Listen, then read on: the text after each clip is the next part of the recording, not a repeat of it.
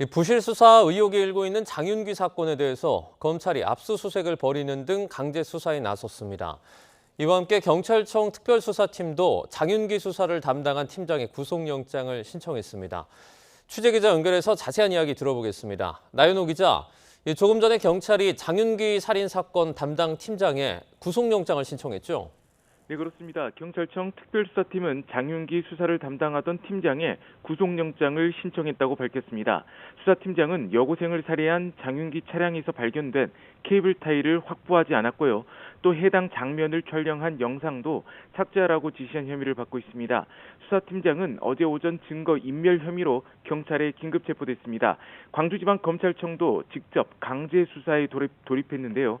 오전 9시쯤부터 광주 광산경찰서를 압수수색했습니다. 검찰은 광주 여고생 살인사건과 관련해 경찰에 공무상 비밀 누설 및 증거 인멸 등 혐의에 대한 증거를 확보하기 위한 거라고 밝혔습니다. 현재 광산경찰서뿐만 아니라 주요 피의자의 주거지에 대해서도 압수수색을 진행했습니다. 영장을 발부받아 통신 기록도 들여다보고 있습니다. 검찰은 주요 피의자가 수사팀장과 수사팀원 등 모두 2명이라고 밝혔습니다. 그리고 광주 광산경찰서에서 장윤기 성범죄 목적 범행의 핵심 증거죠. 케이블 타이를 확보하지 않았다고요? 네, 차에 있던 케이블 타이가 사라졌습니다. 장윤기가 여고생을 살해한 혐의로 체포된 게 지난 5월 5일이었습니다. 이날 경찰은 장윤기 차량을 조사하면서 증거물 수집에 나섰고 차량 안에서는 케이블 타이가 발견됐습니다. 사람을 결박하는 데 쓸 수 있는 만큼 리얼돌과 함께 장윤기가 성범죄를 계획했다는 것을 밝힐 수 있는 핵심 증거물이었는데요. 당시 수사팀은 케이블 타이를 확보하지 않았던 것으로 드러났습니다.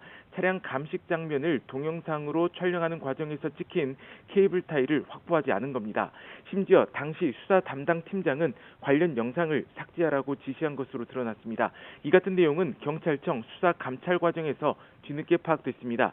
증거 인멸 혐의로 어제 긴급 체포된 담당 팀장은 고의로 없앤 건 아니라고 주장하는 것으로 알려졌습니다. 이 사건이 불거지자 경찰이 뒤늦게 해당 기록과 동영상을 검찰에 넘겼다고요?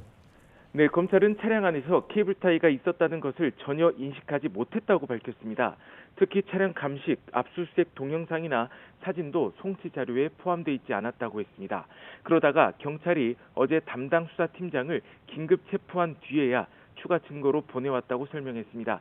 장윤기 아버지 장모 경감은 경찰 수사팀에게 아들 자취방 주소와 비밀번호를 알아냈고요.